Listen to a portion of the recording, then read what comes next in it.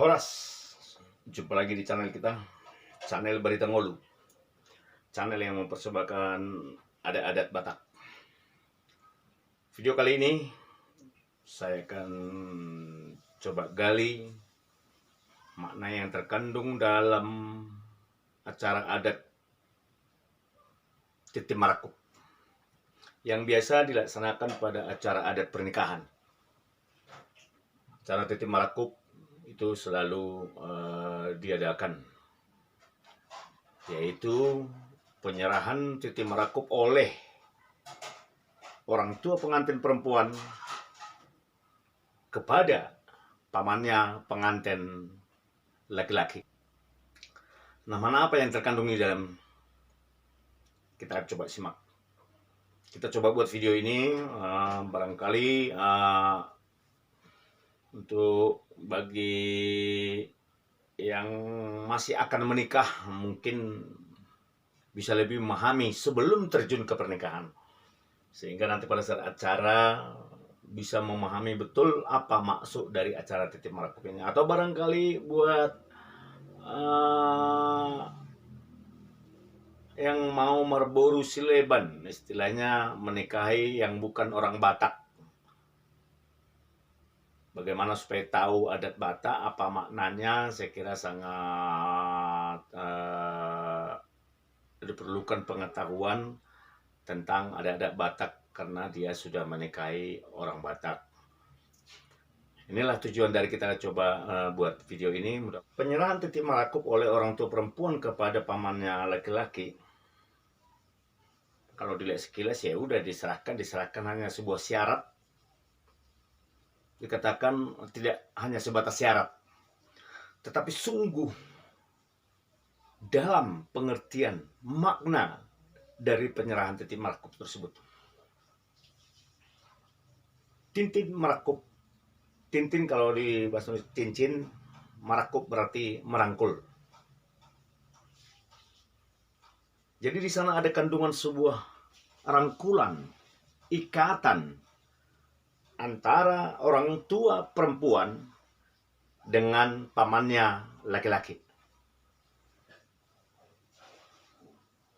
Penyerahan Titi Marakup membuat hubungan kedua marga yang berbeda tersebut menjadi abang adik atau bersaudara. Yang biasanya pada orang Batak itu yang abang adik itu adalah yang satu marga.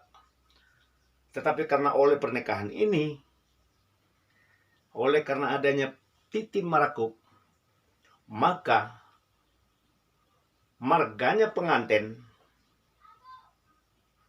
orang tua pengantin menjadi abang adik dengan pamannya laki-laki, sekalipun itu marga yang berbeda. Itu satu, yang pertama, makna dari Titin Marakup.